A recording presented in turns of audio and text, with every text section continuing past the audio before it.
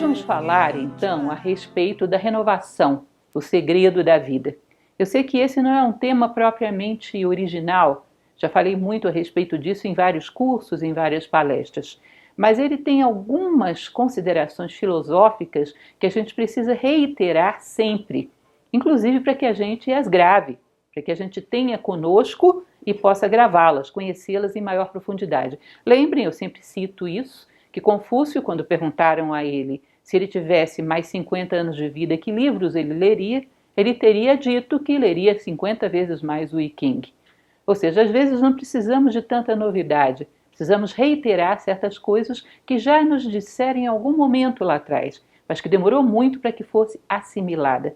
Lembro daquela frase do professor Jorge Ângelo Braga, fundador de Nova Acrópole, onde ele dizia que o ser humano não vive daquilo que ele come, ele vive daquilo que ele assimila. Então eu gostaria muito que algumas coisas fossem assimiladas por nós. Vamos falar então a respeito da renovação, o segredo da vida. Nós estamos num momento muito propício para falar sobre isso, não é? Porque nós passamos o ano novo, que nós já sabemos que é o mês internacional do planejamento de tempo, é janeiro. Também acabamos de passar pela entrada de uma nova estação, que é o verão no hemisfério sul, inverno no hemisfério norte. Nós sabemos que aí são alguns dias de diferença e constituem um umbral muito interessante, e isso nos coloca reflexivos, porque o fechamento de um ciclo sempre nos faz pensar, sei lá com que palavras. As vozes que passam pela nossa cabeça não só falam muitas línguas, mas também usam um vocabulário bem diferenciado. Mas, em geral, existem vozes na nossa cabeça que nos cobram. O que você está fazendo da sua vida? E uma das coisas que é muito interessante é que a gente entenda a questão dos ciclos, como a natureza se comunica através deles, para que possa extrair o melhor da energia de cada ciclo, extrair o melhor que cada momento oferece. Nós acabamos de passar pela celebração do Natal, cujo nome vem de nascimento. É uma oportunidade, não é só um fato histórico do nascimento de um ser excepcional, mas é também um fato psicológico, uma oportunidade de renascimento, de renovação em outras bases, em outros patamares. Vamos ver como é que a gente faria isso? Inclusive trago nessa nossa pequena palestra algumas dicas de como fazermos isso, como encararmos a sério a renovação. Vamos lá. Então nós vamos falar um pouco a respeito de um imperativo para seguirmos vivendo, deixar as coisas para trás e renascer. Nós sabemos, por exemplo, que a primavera, o verão, o outono e o inverno sempre voltam. Acabou uma estação não significa que ela morreu no nosso sentido ocidental de morte, porque para o oriental morrer é renovar, é passar por um outro ciclo. Mas no nosso sentido ocidental morrer é acabou, findou. Não existe isso. Nós sabemos que o verão vai voltar, o inverno, o outono, a primavera. Não serão as mesmas flores, mas as flores voltarão. Não serão as mesmas folhas, mas as folhas voltarão. Não serão os mesmos frutos. Cada estação renovará o seu papel. Agora, o que se conserva? O espírito da primavera. A essência da primavera vai continuar existindo. E isso é uma coisa muito interessante que nós, inclusive, vamos falar um pouco adiante sobre isso. Se nós estivermos atentos e soubermos fazer as perguntas certas, as respostas estão todas na natureza. E recordo que uma vez em sala de aula, uma pessoa me perguntou por que eu acreditava, se eu acreditava, na existência de vida após a morte. E eu falava para ele, olha, me parece muito provável. Está aí o relógio da minha avó, para que vocês conheçam. Eu acho muito provável, porém, não posso ter certezas porque não sou dona da verdade. Mas a probabilidade maior que me indica que existe essa continuidade é exatamente o passar das estações. Porque você percebe que a essência da primavera continua. Por que a nossa essência não? O que se repete a cada ano é o espírito do outono, inverno, primavera e verão. Porque o nosso espírito não perduraria, ainda que envolvido com novas flores, com novas folhas. A renovação é deixar aquilo que passou do tempo para trás. Não querer renovar-se em embalagem, em superficialidades, mas renovar-se internamente, trazendo à tona algo seu que ainda não se revelou, trazendo à tona aquelas sementes que ainda não brotaram, não geraram flores, não geraram frutos, trazendo à tona os seus potenciais latentes e não se prendendo às formas do passado. Isso não é renovação. E esse tipo de prisão nós sabemos que sempre vai ser causa de sofrimento. É o adolescente que não quer mais ser criança. É o jovem que não quer mais ser adolescente. Aí lá na frente volta tudo de novo. É o idoso que quer ser adolescente, que quer ser criança. Ou seja, nós vivemos uma guerra com a vida. Nunca queremos aquilo que ela nos oferece agora. Isso é apego às formas. Renovar não é apego às formas. Renovar é chegar cada vez mais perto do conteúdo, da essência. Como se cada novo ciclo te desse a oportunidade de retirar uma casca, uma máscara, e ver um pouco mais de perto quem é você. Eu recomendo, eu acho que não é surpresa para vocês, que eu amo Khalil Gibran. Khalil Gibran tem um texto que eu acho maravilhoso que se chama O Louco, onde roubaram, resumindo, as 7 máscaras com as quais ele se vestia ao longo de 7 vidas. E num determinado momento ele saiu gritando pelas ruas dizendo: minhas máscaras, quem roubou minhas máscaras? E uns garotos que acharam que ele estava louco, do alto dos telhados, começaram a gritar: louco, louco, olha o louco. Ele olha para cima para poder ver o rosto dessas crianças. E ao olhar para cima, a luz do sol beija pela primeira vez o seu rosto sem máscaras. E pela primeira vez o seu rosto se apaixona pela luz do sol. E ele grita com todas as forças: benditos! Benditos ladrões que roubaram minhas máscaras. Eu acho isso muito bonito e é quase que como se fosse uma meta. Um dia, a luz do sol beijar diretamente o nosso rosto, sem máscaras. E esse rosto sem máscaras, iluminado pela luz do sol, agradecer pela passagem dos ciclos. Agradecer por aquelas coisas que doeram tanto quando deixamos, mas que agora nos deram algo muito maior. Isso é renovação. A filosofia considera que a vida é repleta de mensagens. Uma delas é essa que eu falei para vocês agora mesmo.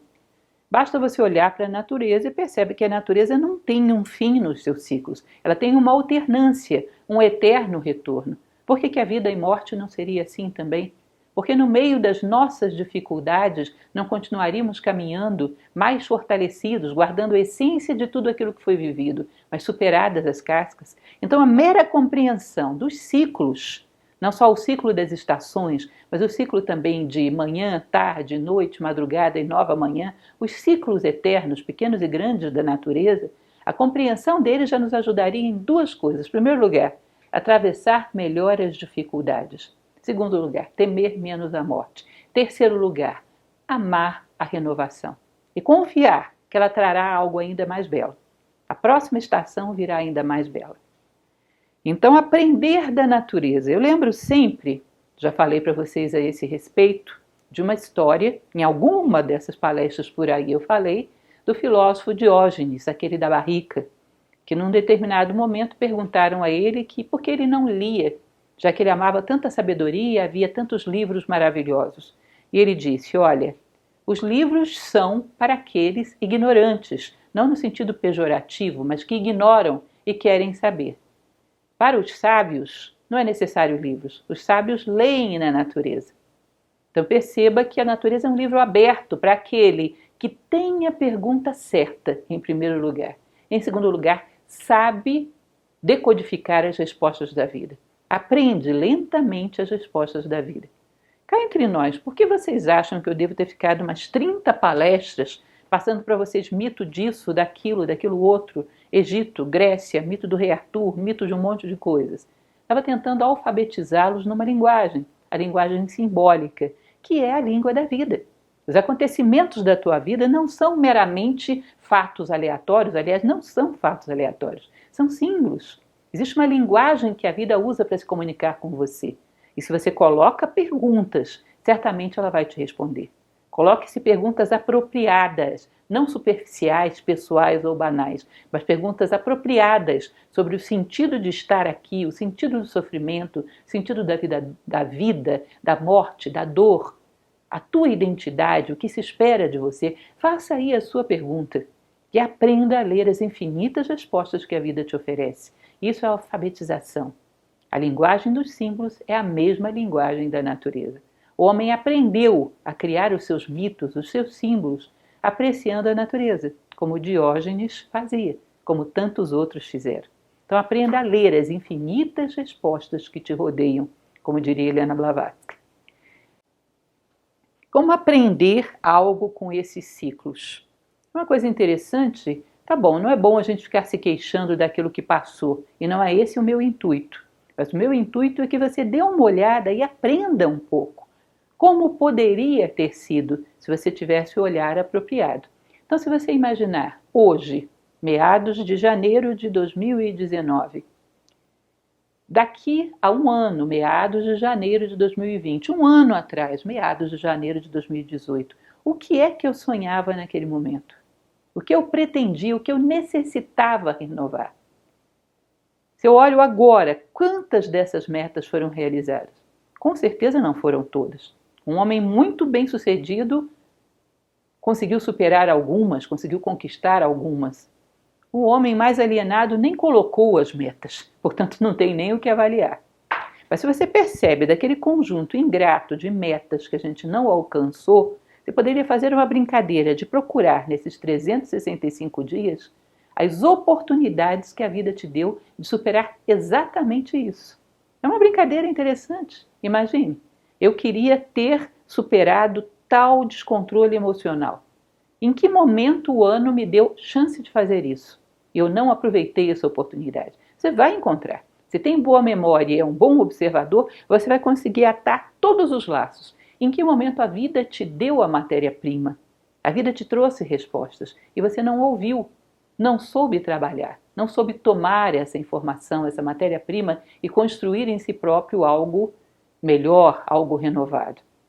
É muito interessante porque se a gente não faz isso, ficamos com aquele nosso eterno hábito de vitimização. Não tive oportunidade. Oportunidade com certeza temos.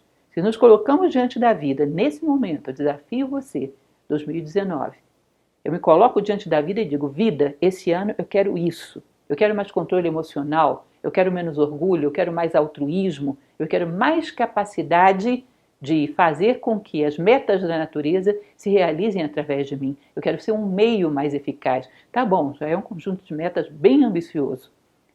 Você coloca isso para a natureza. Pode ter certeza que ela vai te trazer ferramentas, ela vai te propor formas. Agora, você tem que ser um observador atento e falar a língua dela. Aprender a estar atento. Esses dias eu publicava no meu Facebook uma frase que eu achei interessante. Viver muito não é viver 100 anos. Viver muito é viver cada minuto.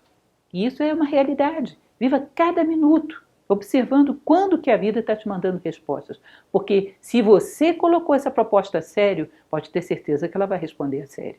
A vida não falta a nenhuma pergunta que fazemos de corpo e alma e com seriedade. Então, ligar esses pontos em relação ao ano passado te dão a certeza. Esse ano, se eu ficar atento, as respostas virão. E elas não vão passar por mim em branco novamente. Eu estarei esperando por elas e, portanto, atento. Quando nós fazemos leitura dinâmica, não sei se vocês conhecem essa técnica que é bem interessante, eu pratico muito porque tenho que ler demais. Claro que a velocidade varia muito de acordo com a natureza do livro, mas pratico. Estou procurando uma frase de um determinado autor. Eu vou com uma pergunta e com um olhar como se fosse uma águia procurando a presa se mexendo na terra. Qualquer coisa que apareça, que tenha alguma coisa a ver com aquele conteúdo que eu busco, me chama a atenção. Estou atenta, procurando respostas. Mais ou menos essa técnica da leitura dinâmica aplique à vida. Você sabe qual foi a pergunta? Fique atento procurando as respostas. Isso é uma postura muito interessante diante do novo ciclo que começa. Continuando, o mais importante é você saber quais são as metas realmente necessárias. Esse é um outro assunto que daria uma outra palestra, mas olha, pense bem. Estabeleça metas que sejam reais e necessárias, o próximo degrau. Não vá praticar aquilo que Jung chamava de inflação do ego. Eu tenho um problema de impaciência terrível e me relaciono até mais ou menos bem com as pessoas. Então, ao invés de colocar como meta a impaciência, eu coloco a convivência. Bom, a convivência é um degrau, mas talvez o terceiro ou o quarto. O que você precisa alcançar agora é a impaciência. Não minta para si próprio. Se você quer crescer, não minta para si próprio. Coloque as metas imediatas que te impedem de subir no próximo degrau. Se tem dúvidas, Consulte alguém que você confia tremendamente, que te ama, um bom amigo, na verdadeira acepção da amizade. Ele vai te dizer, bom, isso é realmente o que você precisa agora. Esses foram os obstáculos com os quais você tropeçou no último ciclo. Amigos desse tipo são um tesouro, não deixe de cultivá-los. Bom, considerando então essa primeira postura diante da vida, nós temos que considerar uma outra coisa interessante. Nós sonhamos com as flores e os frutos, mas não cuidamos das sementes. Então, já falei muitas vezes para vocês, mas tenho que repetir de novo, existe um livro maravilhoso chamado A Luz da Ásia, que conta a vida nada menos do que de Siddhartha Gautama. Claro que eles pegam material aí de várias outras fontes. Edwin Arnold, que é o escritor, trabalhava com Jatakas, com Lalita Vistara, com o Evangelho de Javagosha, um monte de coisa. E ele sintetizou uma história riquíssima da vida de Buda. Chega um determinado momento em que ele conta a história de Siddhartha Gautama, relembrando suas encarnações anteriores junto à sua esposa, Yasodhara. E ele lembra que num determinado momento eles eram um casal e ele era um pescador de pérolas, muito, muito pobre. E aquela região tinha uma grande fome e não havia o que comer. E ele se afasta um pouco e diz à sua esposa que só voltaria após achar no oceano a mais bela das pérolas, digna da coroa de um rei. E ele vai e encontra realmente essa pérola. Quando ele volta, porém, aquela região tinha tido uma fome terrível e ele encontra Yasodhara agonizando às portas da morte, de fome. E ele sai feito um louco oferecendo aquela enorme pérola para qualquer um que pudesse trocá-la por um prato de comida. E consegue e salva a vida de Yasodhara. E naquela vida, como Siddhartha Gautama, ele tinha feito um sacrifício muito grande para achar uma pérola ainda maior, que era a sabedoria. E no momento oportuno volta à sua terra e a entrega a Yasodhara para salvar a sua fome, não física, mas espiritual. E ele diz, olha, experiência após experiência, eu estive procurando a maior das pérolas, que é a sabedoria, para resgatar Yasodhara da maior das fomes, que é a ignorância. Se eu não tivesse buscado isso desde o início, não teria colhido os frutos agora. Porque os frutos do presente encontram suas sementes e suas raízes no passado. E os frutos do futuro encontram suas sementes e suas raízes no agora. Veja se você tem as raízes necessárias daquilo que você pretende que frutifique no futuro. Se não tem, providencie essas sementes. Corra atrás das sementes dos valores, das virtudes, da sabedoria que você pretende adquirir. Corra atrás das qualidades do ser humano que você pretende ser. E todo grande planejamento de vida tem como meta final tornar a nós mais humanos. Fazer com que correspondamos mais aos sonhos da natureza para um ser humano. Então considere isso. Cadê as suas sementes? Se não tem, corra atrás delas. Do nada não sairá nada. Você precisa das sementes. E frutifica hoje aquilo que de alguma maneira você plantou no passado. Não há magia da maneira como nós imaginamos. Magia é magna ciência. Os coelhos só saem de cartolas quando você primeiro os coloca nas cartolas. Então, procure agora as sementes do que você quer que frutifique no seu futuro, a pequeno, médio e longo prazo. Outra coisa interessante para a gente observar. A primavera ela tem um segredo. Suas flores darão frutos que serão o alimento da próxima estação. Cada estação tem o seu segredo. O grande sentido da primavera é fazer com que todos os seres aprendam como renascer. O pequeno sentido da primavera, nesse momento, é fazer com que haja frutos na próxima estação.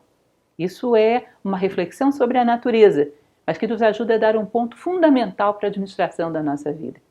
A pequena meta tem que estar inserida dentro da grande meta. A grande meta da nossa vida, sermos mais humanos. A pequena meta desse ano, vencer determinados elementos que nos travam na nossa caminhada. Dentro do meu curso de administração do tempo, eu chamo isso de círculos concêntricos. É muito interessante refletir sobre isso.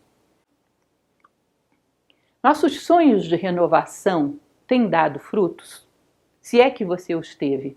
Seja honesto, em algum início de ciclo no passado, você sonhou ser um ser humano melhor? Cuidado, porque se isso não deu nenhum fruto, pode ser que você esteja iludindo a si próprio. Sabe o que é isso? É um sonho para inglês ver, quando na verdade as suas ânsias, as suas ambições são muito banais. Se realmente tivesse tido esse sonho, já teria vindo a prova necessária para te ajudar a arrancar a primeira casca. E você já teria, de alguma maneira, ou sofrido ou passado por algum processo de casulo de borboleta. Já teria passado por algum ciclo que te levasse a um nível de renovação. Então, é muito importante. Outra dica, vejam bem, a proposta dessa palestra é dar dicas. Você ver a honestidade dos teus propósitos. Se você tem apenas uma casca para inglês ver de querer a renovação e no fundo você quer ser o mesmo, apenas mais bem equipado para sobreviver com conforto e prazer, não vai nascer não vai nascer frutos de macieira onde você plantou limões. Longe de mim querer desmerecer os limões, mas os frutos serão condizentes com o seu plantio, é a frase bíblica. A semeadura é livre, porém a colheita é obrigatória. Então seja honesto. Por trás das suas propostas está exatamente aquilo que você quer? Ou existe aquilo que eu brinco e chamo de caixa 2 mental? Eu tenho aquilo que é bonito para inglês ver, mas no fundo o que eu quero é mais conforto, mais diversão, mais entretenimento, uma vida mais confortável e nada mais. Você está se auto-boicotando, está vivendo síndrome de Penélope, tece durante o dia e de noite vai lá e puxa o fio do seu tapete. Outro elemento, não está parecendo pesado para vocês, né? Eu espero que não, isso é perfeitamente plausível e vai se tornando mais eficaz à medida que você faz. De preferência várias vezes durante um ano. Não espere janeiro de 2020. Faça essa reflexão várias vezes no meio desse ciclo. Crie pequenas etapas, pequenos círculos dentro dos grandes círculos. Diferença entre sonho e fantasia. Isso é outra coisa. Nós estamos propondo ao ano que começa um sonho ou uma fantasia. Você sabe qual é a diferença entre os dois? O sonho é um projeto que em seguida faz com que você levante da cadeira e procure matéria-prima e comece a construir. Um sonho é, no plano das ideias, o esboço daquilo que estará no plano concreto daqui a 5, 10 minutos, algum conjunto de minutos, mas vai acontecer. A fantasia ela se realiza no plano mental. Então, aquela velha história da pessoa que sonha tocar um instrumento. Mas aquilo dá um trabalho ter qualquer instrumento, gente, musical. Para quem toca sabe que o início é uma tortura. Então você vai tocar um piano em um tempo enorme, batendo naquelas teclas e cria calo nos dedos e não toca nada. Até que depois de muito treinar, começa a pegar as primeiras melodias e depois de muitos anos pode se tornar um grande concertista. Agora, fantasiar que você vai ser um grande pianista é fácil. Eu fecho os olhos agora e imagino que existe um teatro lotado à minha espera e que eu estou ali tocando a Heróica de Chopin com a maior facilidade e as pessoas me aplaudem de pé. Ou seja, a fantasia se realiza em si mesma e ela te dá uma falsa ilusão de realização. Agora, cuidado que a dispersão, a tendência à fantasia é um vício na nossa sociedade, talvez dos mais praticados. Eu estou tentando fazer uma tabelinha dos esportes mais praticados na sociedade atual, a nível psicológico. Um deles eu já sei que é a vitimização. A fantasia eu sei que é o segundo. Aceito sugestões. A fantasia é terrível. Eu costumo brincar na minha palestra sobre a violência que quando um cidadão entra no ônibus, coloca a mão no bolso de alguém, pega a carteira, coloca a mão no outro bolso, pega o celular, coloca a mão no bolso da frente, pega o pente, e essa pessoa não percebe nada, onde ela estava? Ela provavelmente era o herói da novela das 8 nesse momento. Ela estava ali, o grande galã. Ou seja, a fantasia se torna uma evasão que depois você não controla. E você não coloca mais os pés no chão. Todo e qualquer homem que deixou um rastro na história, que beneficiou a humanidade à sua volta, que pensou mais do que apenas nele mesmo, tinha sonhos, não tinha fantasias. Cuidado, estabeleça uma diferença bem clara se o que você está propondo para o seu futuro é um sonho ou é uma fantasia. Sonho tem um tempo de planejamento e um tempo de prática. E ele sabe se renovar em cima dos erros e ele persevera. Se não há uma estrada, ele cria. Lembrem daquela frase clássica que diz: onde há uma vontade, há um caminho. O sonho é operacionalizado pela vontade.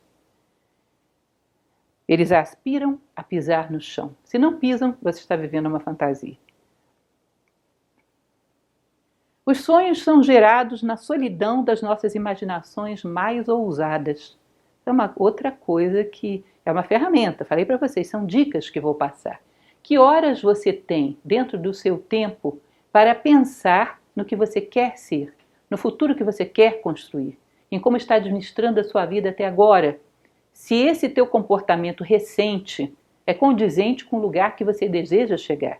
Se eu desejo chegar na porta e hoje não andei para lá, ontem não andei para lá, semana passada não andei para lá, pode ser que passe tanto tempo que eu esqueça da minha meta de vida. Ou tenha andado tanto na direção contrária que já não vale mais a pena.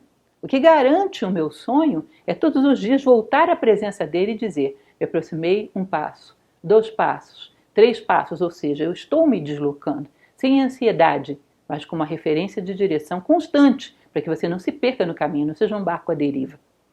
Então, um elemento importante é aquilo que Platão chamava de divinos ócios. E contrariamente ao que você deve estar pensando, não é não fazer nada.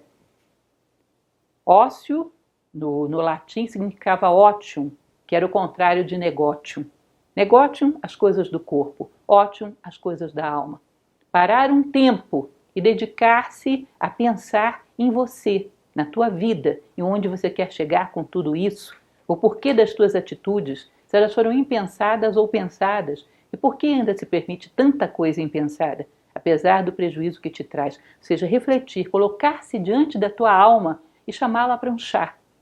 E trocar figurinhas sobre o teu tempo, a tua vida e os teus sonhos. Isso é fundamental. Tá? Então é nesse laboratório secreto, na solidão das nossas imaginações mais ousadas, que administramos os nossos sonhos, que administramos o nosso futuro. E podemos aproveitar bem os ciclos onde estamos inseridos, porque cada um deles tem uma energia, entenda isso.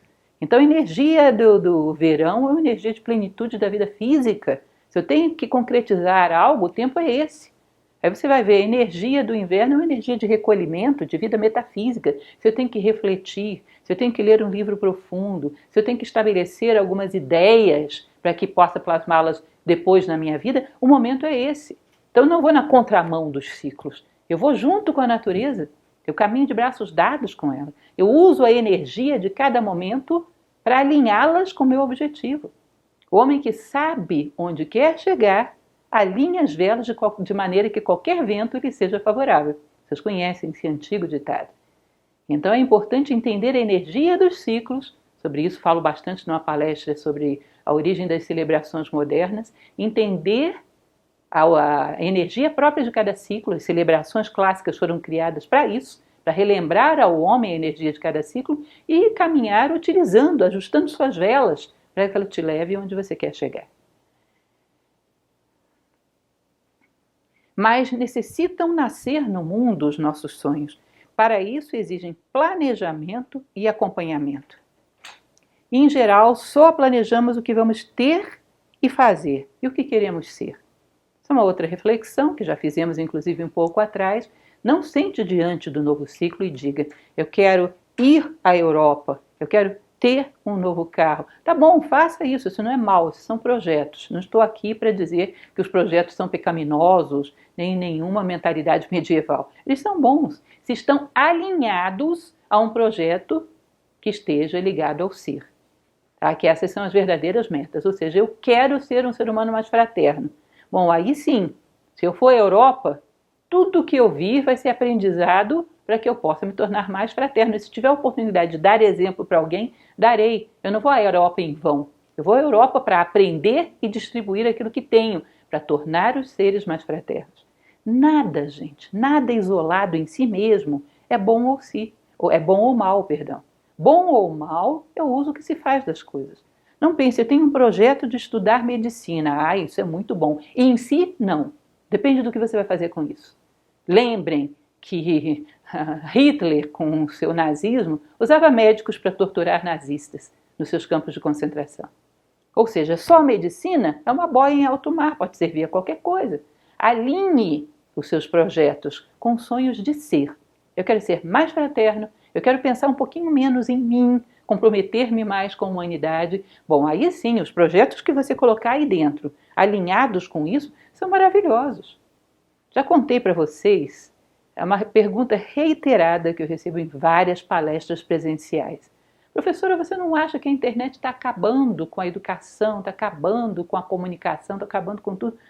Olha, eu acho difícil que a internet esteja fazendo isso. Quem está fazendo é o usuário da internet. O usuário da internet. Porque se você tivesse uma meta grandiosa que justificasse toda a sua vida, você ia à internet para colher dados ou para distribuir aquilo que já encontrou. Pensem, gente, o que seria um Platão com internet?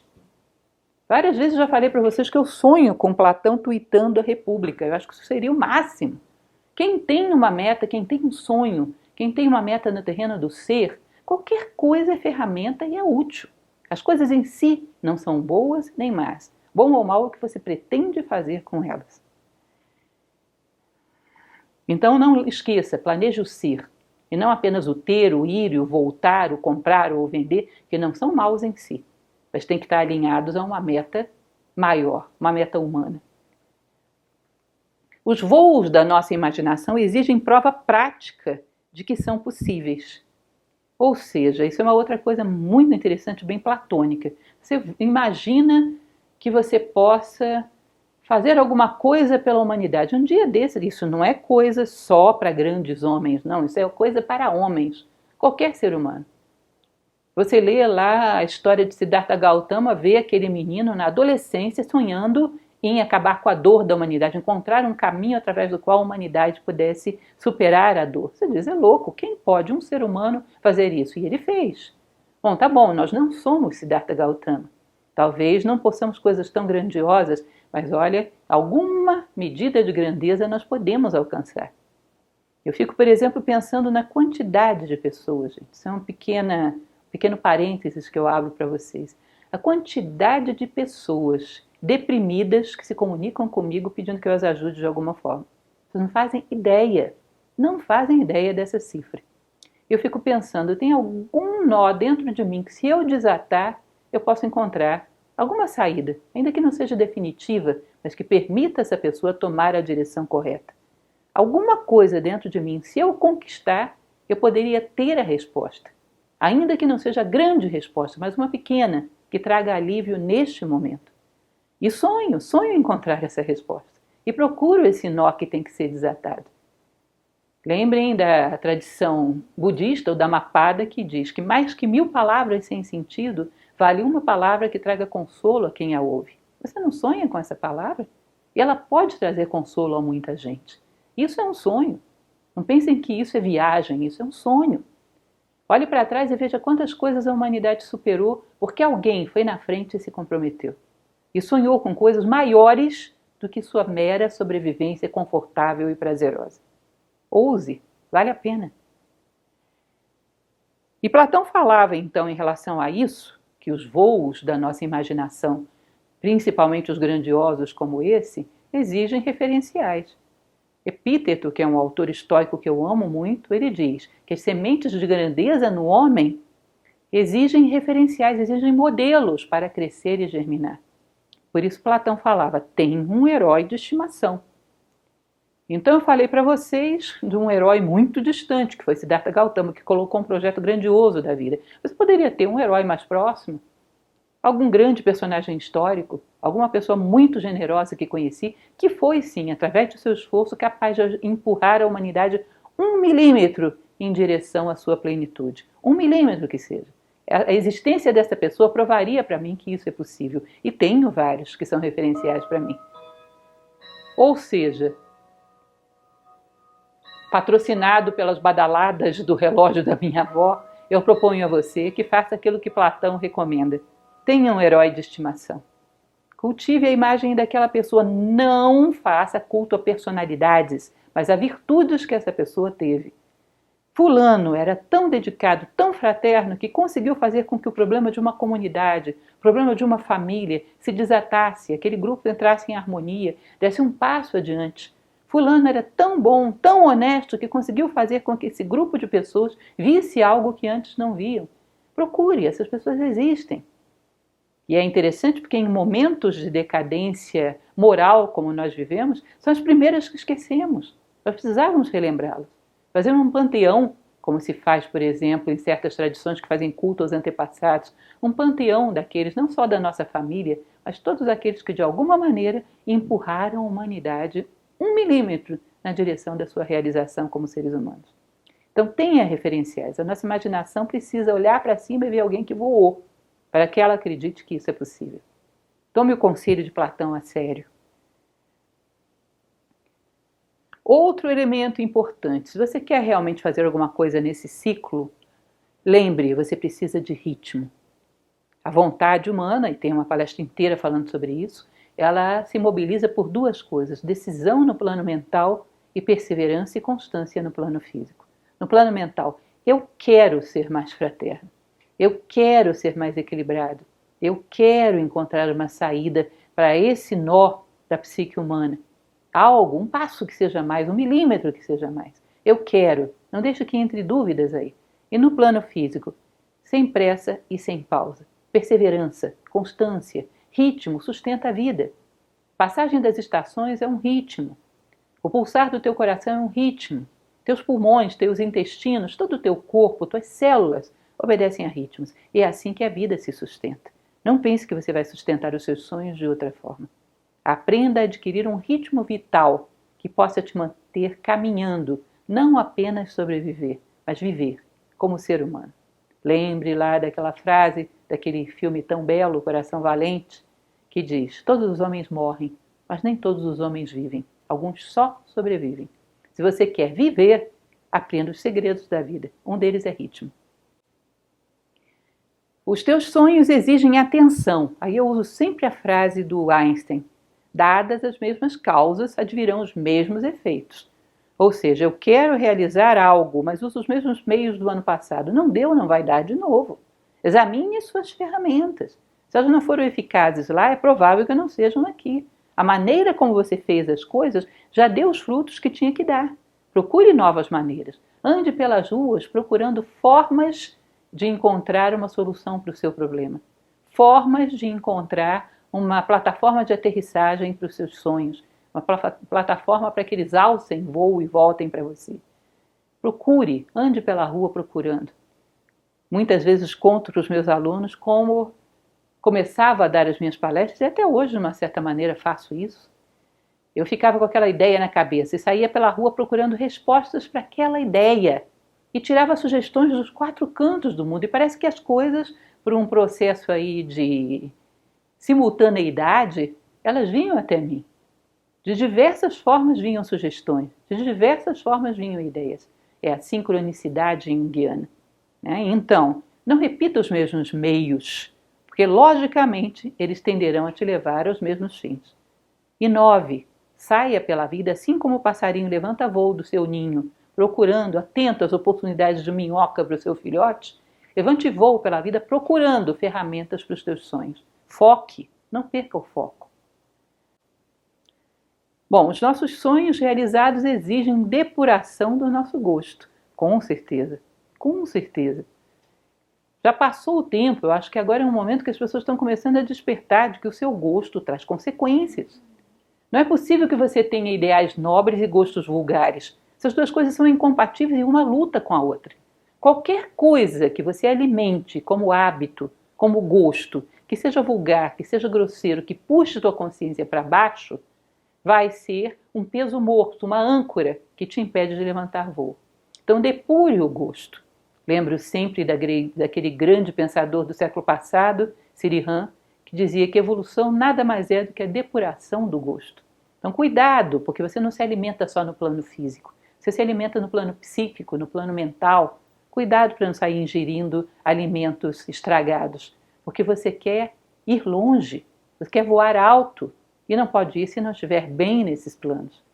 Lembre, esses dias mesmo lembrava disso. Quanto tempo fica na minha memória as imagens de um filme grosseiro, que assisti desavisadamente? Quanto tempo ficamos contaminados por mau gosto musical, mau gosto de leituras, mau gosto nas nossas conversas, mau gosto no nosso comportamento, ou seja, vulgarização do ser humano. Procure não um ideal de snobismo, mas um ideal de nobreza. As 2 coisas não são sinônimas. As pessoas mais nobres que eu já conheci na minha vida não eram pessoas ricas, eram nobres. Aprenda a identificar que nobreza e esnobismo e riqueza são duas coisas muito diferentes. Não estou querendo dizer que todo rico seja snob, isso é um preconceito. Mas o esnobismo se fundamenta em posse de coisas. A nobreza se fundamenta na posse de si próprio. Então fique atento a isso. Aprender a se enamorar de tudo que é nobre, belo, justo e bom. Depuração do gosto. Outro elemento.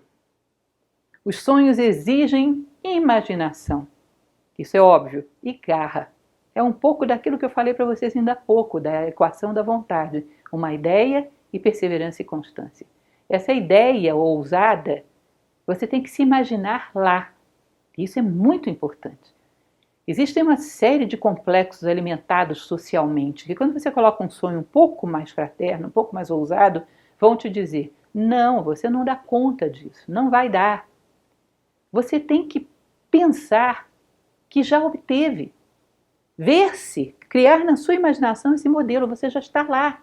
A obra já está pronta, você obteve. Não imagine isso como uma fonte de orgulho ou vaidade, mas imagine como uma fonte de autoconfiança. Você tem que ver a sua meta. É impossível, por exemplo, você buscar a sabedoria se não consegue imaginar um sábio. É impossível você ver a sua vida realizada como um homem mais fraterno, mais justo, mais bom, se não conseguir visualizar a si próprio como um homem mais fraterno, mais justo e melhor. Agora, cuidado! Se você não fizer essa visualização, não imagine que esse espaço vai ficar em branco. Toda a mídia, todo o sistema cultural, entre aspas, da nossa sociedade, que às vezes é mais contra a cultura do que cultura, vai colocar um modelo dentro da tua imaginação. Quando você menos esperar, você está sonhando ser o herói da novela das 8. Ou, sei lá, um artista da moda. Esse espaço não vai ficar em branco. Se você não criar para si próprio um modelo conscientemente, você daqui a pouco está vivendo os modelos medíocres e superficiais que a sociedade propõe através da moda. A natureza não deixa vácuos. Tome as rédeas da sua imaginação e ouse visualizar com clareza você, nesse momento. Visualize com clareza você já sendo aquilo que você sonha ser. E acredite nessa ideia. Não deixe que entre imagens de dúvida. E garra para enfrentar todos os obstáculos. Eu lembro muito, em relação a isso, as grandes tradições do passado, as grandes mitologias. Várias vezes eles falavam de paraísos, como por exemplo o Valhalla nórdico. Disse que quando os nórdicos iam para a guerra, eles não olhavam para a frente de batalha do inimigo, eles olhavam para o Valhalla que estava no horizonte. Eles só tinham que tirar aquelas pessoas do meio do caminho, porque o Valhalla estava ali, eles estavam vendo o tempo todo. De uma certa maneira, se você não deixa de ver o Valhalla, tirar as dificuldades do caminho fica muito mais fácil. Não estou pretendendo que você entre em guerra com ninguém, mas que você seja capaz de ter a garra necessária para abrir as portas, abrir uma fresta no meio das suas dificuldades. Sem ver o Valhalla no horizonte, não vai conseguir. Esse é um segredo antigo, que os nossos ancestrais, seres humanos, deixaram para nós como herança. Tome posse de mais essa. A coisa fundamental, que nós já falamos bastante para trás, mas vamos formatar melhor aqui, é que os nossos sonhos, para serem fortes, têm que ter um sentido de missão que inclua mais gente além de você mesmo. Ou seja, das inúmeras atitudes que eu posso tomar agora, qual é aquela que não vai beneficiar apenas a mim, mas a maior quantidade possível de pessoas? Curiosamente, quanto menos pensamos em nós, mais os nossos sonhos nos beneficiam. Eles nos libertam da cadeia do egoísmo, que é o maior mal do mundo. Mais uma vez, como eu fiz em várias palestras, eu desafio você. Procure um problema do mundo que não esteja escondido atrás dele o egoísmo. Toda vez que o teu sonho é amplo o suficiente para fugir das garras do egoísmo, só no ato de sonhar ele já te engrandece. Então procure ampliar a sua visão dos seus sonhos. Procure banir o egoísmo paulatinamente de dentro deles. Bom, não é egoísta que eu queira ter descanso, que eu queira ter um lugar digno para viver, que eu queira me divertir. Não, não é egoísmo. Mas que as metas da sua vida sejam só isso, é egoísmo. Isso é um bom projeto, mas não é suficiente para sonho. Tem que haver algo maior. Isso me faz retomar as minhas forças. Para quê? Para que eu vou retomar as minhas forças através dessa viagem, através desse momento de conforto? Eu vou fazer o que com essas forças? Procurar mais viagens e mais confortos? Aí já começa a ficar um cachorro correndo atrás do próprio rabo. Então essas coisas como projetos podem ser muito boas, mas os seus sonhos têm que ser os mais fraternos possíveis. E vamos lá. Lembrar sempre da ideia do sagrado. Já em outras ocasiões eu coloquei para vocês aquele segredo, aquela frase de Mircea Eliade, onde ele diz que o sagrado é a função de dar sentido. Quando você olha para o teu tempo, imagina se a gente pudesse fazer isso. Olhar para o nosso ano de 2018 e dizer, ele foi todo dotado de sentido. Tudo que eu fiz teve um propósito claro de crescer como ser humano e ser fator de soma para a humanidade. Pode ser que algumas coisas não tenham dado certo, mas eu aprendi com esses erros. Mas tudo tinha um sentido maior. Eu não fiquei rodando em vão, eu não desperdicei vida.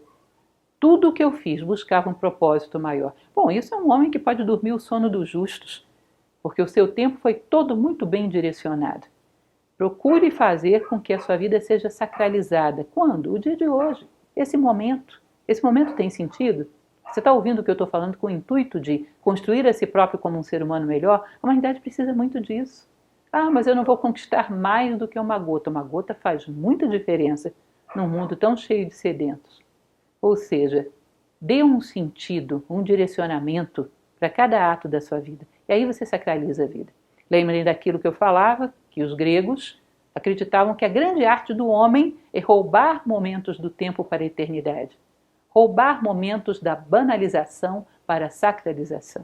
Ou seja, dote o seu tempo de sentido. E avalie todos os dias o quanto eu consegui conquistar do meu dia de hoje. O quanto eu consegui sacralizar. O todo é sempre mais do que a soma das partes. Aprender a integrar-se, trabalhar para a unidade, significa cada vez mais encontrar a sua verdadeira forma como se o universo fosse um grande quebra-cabeça. Aquela forma que, ao adotar, faz com que você consiga encaixar no todo, faz com que você consiga ser um fator de benefício, faz com que você seja um fator histórico de transformação. Encontre a forma que a natureza espera de você. Quando você se integra com o propósito da natureza, você está um passo mais próximo da unidade, um passo mais próximo de Deus, que é a grande meta e o grande objetivo de todo o universo, o caminho do Uno. O que mais seria uma boa memória para a realização dos nossos sonhos esse ano? Podemos falar, por exemplo, a respeito de avaliar periodicamente e ter a coragem de corrigir, ter a coragem de recomeçar. Como o sentido da nossa palestra é renovação, o título da nossa palestra é renovação, talvez esse seja um ponto mais importante de todos. Com todas essas preocupações que eu passei para vocês, é possível errar. É possível tomar um caminho totalmente ineficaz. É possível gerar um pequeno caos. Mas isso não é tão sério se você está atento, consciente e disposição de renovar quantas vezes seja necessário. Talvez seja um bom aprendizado.